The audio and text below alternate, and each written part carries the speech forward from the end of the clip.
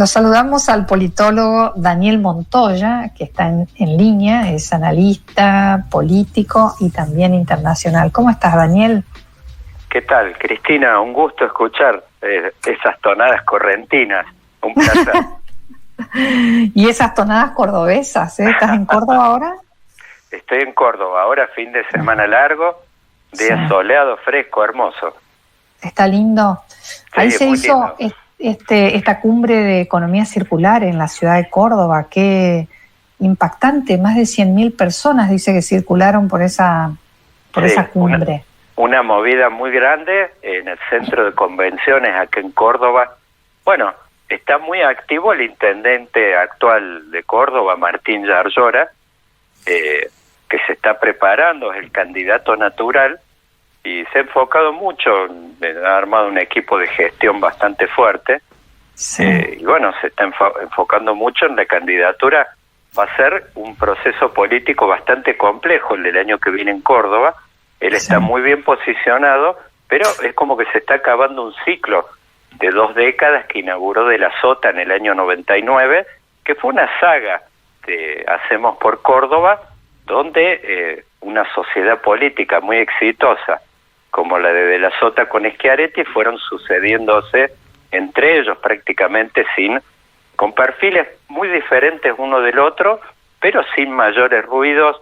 Tuvieron un ciclo muy exitoso que obviamente lo abortó la muerte prematura de la Sota, que en el año 2019 de la Sota aspiraba, se preparaba para ocupar el lugar que finalmente ocupó Alberto Fernández. Uh-huh. Ese era el plan en aquel momento. De la Sota estaba por empezar un programa en Canal Crónica, que justamente el nombre era Puentes. Tenía que ver con el enfoque, y De la Sota en ese momento estaba hablando ya con algunos líderes del kirchnerismo, y él se proponía como una bisagra, un presidente de un mandato, que hiciera una transición con un montón de reformas y de cuestiones, él entendía que había que, de alguna manera, algo que quedó trunco, pendiente, que lo de Alberto Fernández generó una esperanza que no duró prácticamente nada, que era una suerte de pacificación de toda la concentración política que hay en el área metropolitana, con toda la región núcleo, la zona centro, pacificar esa relación que había quedado tan rota del kirchnerismo, y sobre todo con un evento en el año 2013, que es cuando el gobierno, en aquel momento Cristina, le niegan el despliegue de la gendarmería acá en la ciudad de Córdoba ante hechos de violencia, y se sucedieron toda una cantidad de saqueos, y ahí quedó muy rota la relación, te diría, del kirchnerismo con Córdoba, y fue un poco premonitorio y explica el gran arraigo y el gran crecimiento que tuvo la figura de Mauricio Macri en Córdoba, y yo te diría de cualquier tipo de entramado, de armado político que se opusiera al kirchnerismo. Sabemos como el kirchnerismo es una elección pésima. Sí, Daniel, Martín Yarlora. ¿Vos decís Yarlora? Sí, hay algunos le dicen Yarlora, pero bueno, no sé cuál igual. Es la que no corresponde. Esta es una persona de mucha confianza, tiene muchos antecedentes en gestión. ¿Es la segunda gestión al frente del municipio de Córdoba? No, es la primera. Él es intendente de San Francisco. Fíjate, en general, en Córdoba las figuras del interior de la provincia han tenido muchos problemas para hacer pie en la ciudad de Córdoba. Bueno, ahí lo vemos al gobernador Schiaretti, que es un cordobés pura cepa. Tienen muchos problemas, y bueno, Yarlora en un momento desafió a esta sociedad política que yo te comentaba de la Sota Schiaretti, lo desafió desde un departamento muy importante que es San Justo. Es el segundo departamento de Córdoba en importancia política. Y bueno, los desafíos fueron una interna. Él perdió en aquel momento, pero de todas maneras ahí en ese momento es como que se ganó el derecho, se convirtió en ministro de producción de la gestión anterior. Y bueno, después de eso corrió, siendo un hombre de San Francisco, corrió acá por la Intendencia de la Ciudad de Córdoba, que es un distrito donde el peronismo... ¿Cómo puede postularse? ¿Eso se permite en Córdoba? Por ejemplo, una persona del interior. Sí, o sea, es del interior provincial, digo, o sea, es cordobés, si bien la gente de San Francisco hablan y se asemejan más a la realidad que tienen cerca, que es Santa Fe, pero sí pudo hacerlo, no tuvo ninguna dificultad, lo pueden hacer, y él está ahora en este momento en un primer mandato en un distrito que era muy hostil para el peronismo. Acá, en la ciudad de Córdoba, ha tenido una saga de intendentes radicales muy potentes. Sí. Por ahí el más recordado, Ramón Mestre. Nosotros lo ubicamos bien porque Mestre fue interventor en Corrientes y tuvimos una embajada de cordobeses en Corrientes. Claro, y él dejó una huella muy importante acá en la Municipalidad de Córdoba. Vemos toda una cantidad de obras en la costanera, todo, y bueno, yo creo que no vino casual citarlo, yo creo que Yarlora de alguna forma, él desde el peronismo, así como el de las Sota, Schiaretti conquistaron el poder acá en Córdoba, por ahí vistiéndose con un traje más radical, bueno, Yarlora yo creo que ha recuperado bastante la impronta de la intendencia de Ramón Mestre, que es muy concentrada en obras. ¿Y el radicalismo quién pondría de candidato en la ciudad? Y la otra pregunta es, ¿crees que las elecciones van a ser desdobladas para elegir gobernador en Córdoba? Mirá, la regla acá siempre van desdobladas, se evitan. Lo único, van a ser desdobladas salvo, que esa es la carta que falta destapar, van a ser desdobladas salvo que Schiaretti decida encarar una candidatura nacional como hay algunos rumores.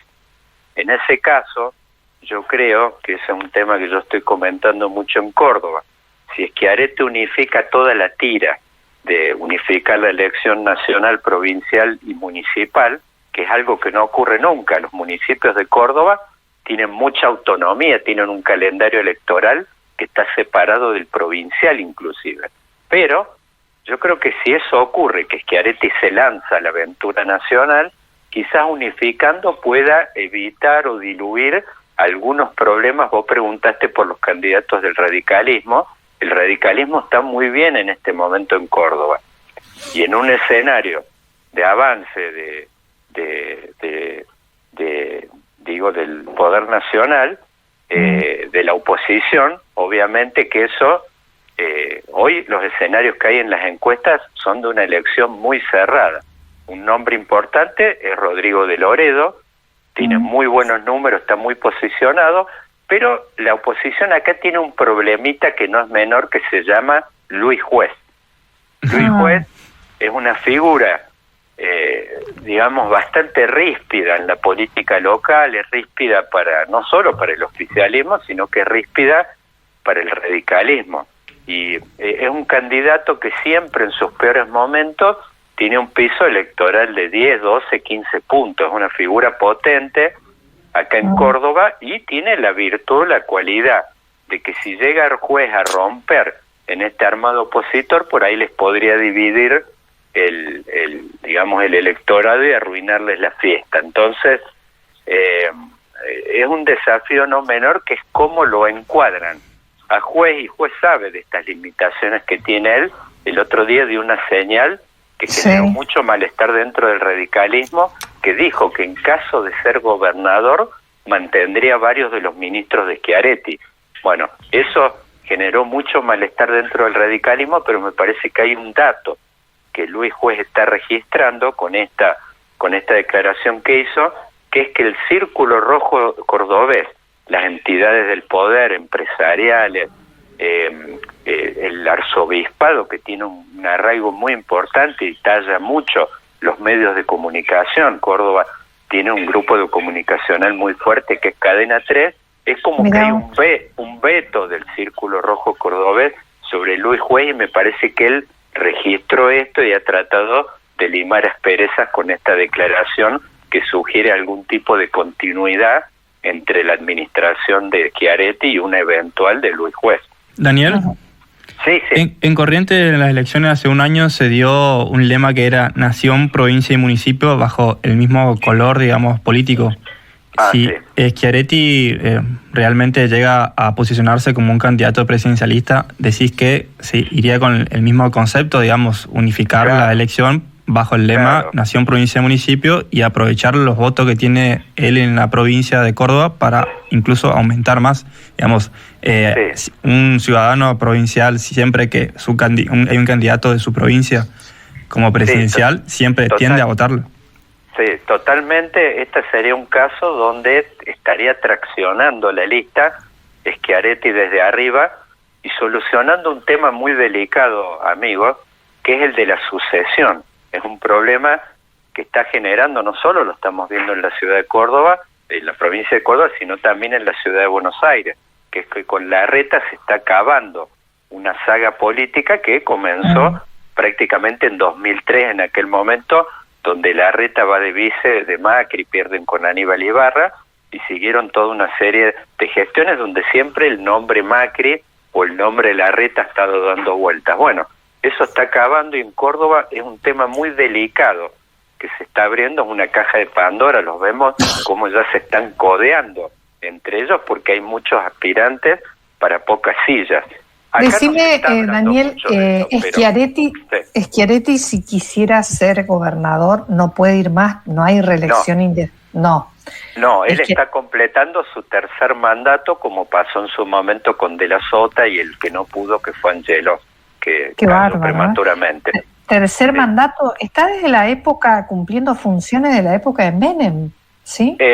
Sí, en realidad ellos se han ido turnando. Schiaretti en su momento fue secretario de Industria de Menem, ocupando un cargo que existe hoy, que está dentro del ámbito del Ministerio de la Producción, que acaba de asumir Daniel Scioli.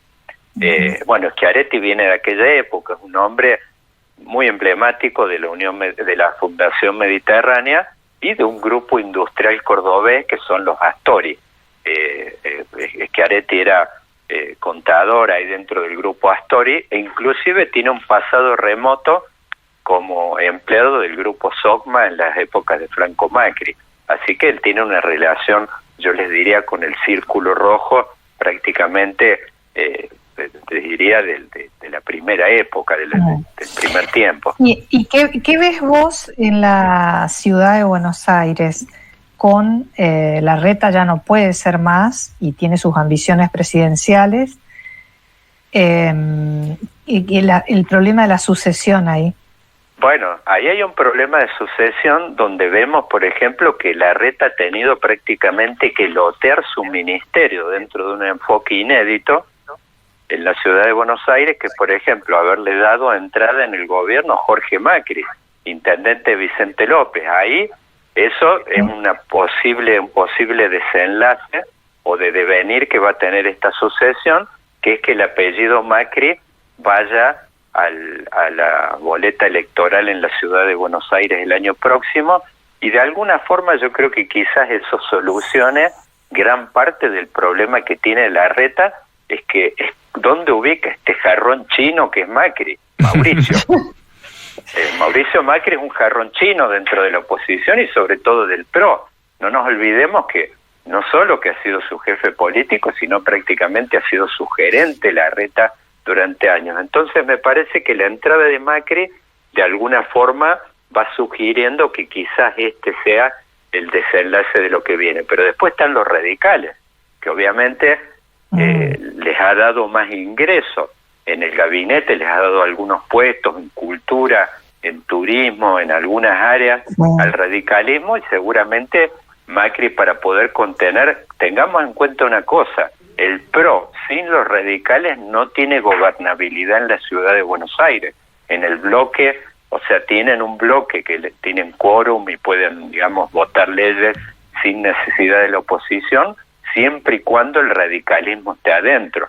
Entonces, hay un equilibrio muy delicado ahí donde Larreta ha tenido que dar una señal, que yo les digo, es como tirar un poquito de soda cáustica dentro de la interna, que ha sido meterlo a Jorge Macri en el gabinete, pero por otro lado tiene que ir equilibrando esto como una especie, yo les diría, de equilibrista ahí, caminando por sobre un hilo, que es darle participación a los radicales dentro del gabinete, seguramente asegurándoles condiciones de participación en la interna, y bueno, y por otro lado, después, bueno, estas otras figuras que emergen. El PRO no va a regalar fácilmente. Sí. Y Lustó, Lustó tiene ambiciones de ser el jefe.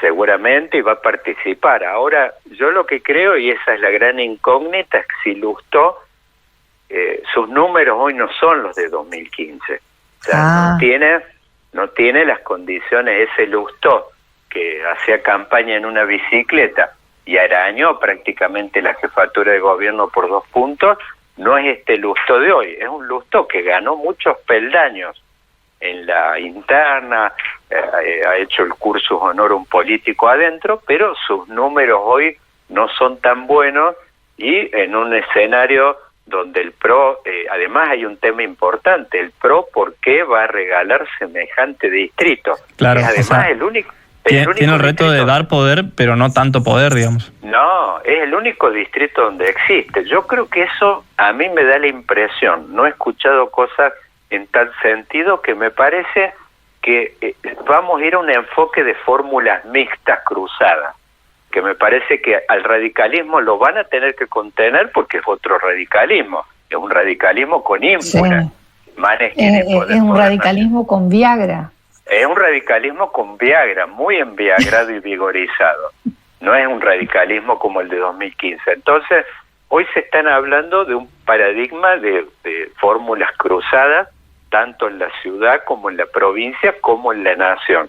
El radicalismo hoy tiene todas las de ganar en ese sentido, que yo les diría que hoy podemos ya asegurar de que la UCR, a esta altura de la velada, tiene condiciones como por lo menos para asegurar las vicepresidencias, y tanto la vicepresidencia como las vicegobernaciones en los distritos más decisivos. La única incógnita que queda en este terreno es qué pasa con Córdoba, y sobre todo por este factor que no es menor, que es Luis Juez, que es un tercero. ¿Quién mide mejor en Córdoba, Daniel?